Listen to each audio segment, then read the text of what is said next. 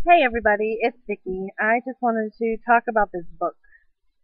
It's actually got a lot of great information in it. It is The Emotional First Aid Kit, a practical guide to life after bariatric surgery. This is by Cynthia L. Alexander. And I just want to read a little bit of it because if you don't have it, I want you to know some of the stuff that it says. I'm obviously not gonna read the whole book to you. Not right now anyway. Maybe you could hear what it has to say. And if you want me to read some more little pieces of it later on, just let me know, and I'll be glad to do that. But this part right here, it's almost like it is talking directly to me. And let's see if this is what's going on with you guys too. This part is called outdated thinking. This is all about your mind, okay? Remember that lifestyle changes are separate from the surgery. Most people combine the two components in their minds, saying, when I have the surgery, I will have to change my life. This is an example of outdated thinking when it comes to bariatric surgery.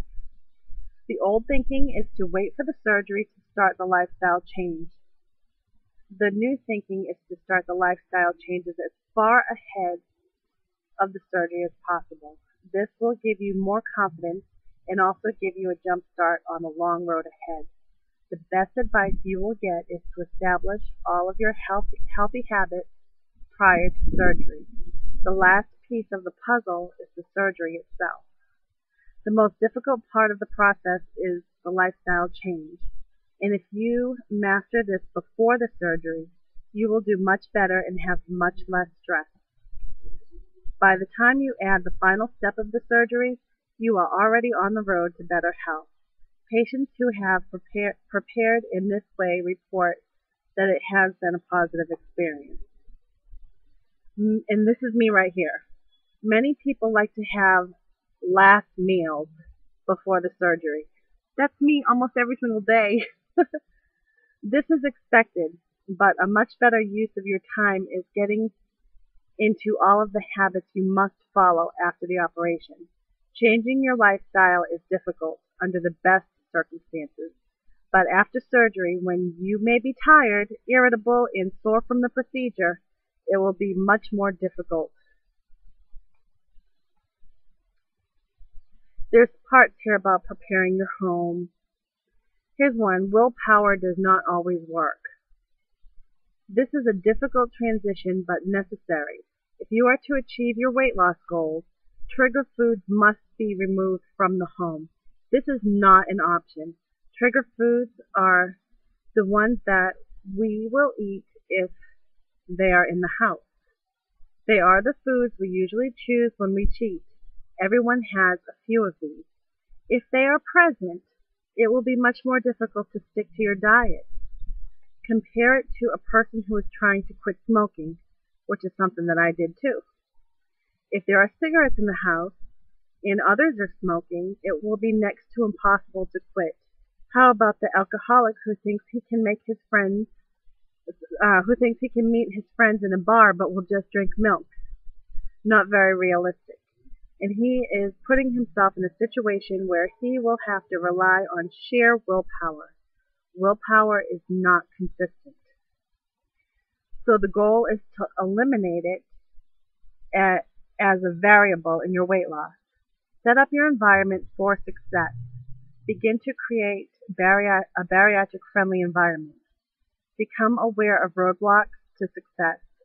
Like a detective, scrutinize your environment, your home, your work environment, and your habits for obstacles.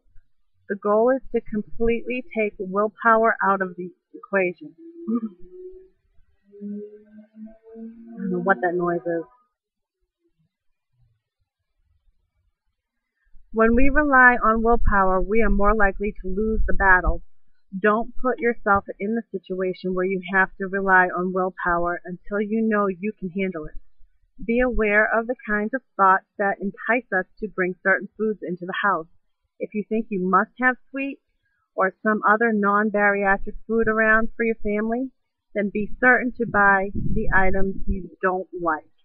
Is it coincidence that we bring treats into the house for other people? These are our favorite treats as well, right?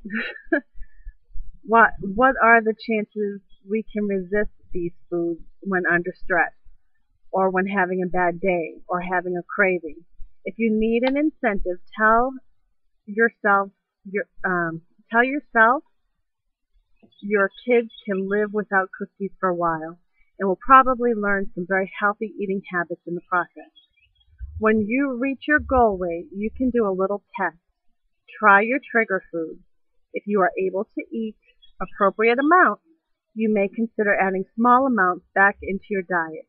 If you find you feel out of control with the foods, or are unable to regulate the amount, then you may end up having to trade that trigger food for good health. Don't try this experiment until you've already reached your goal weight. There's more in here, but I don't want to keep reading if you don't really want to listen.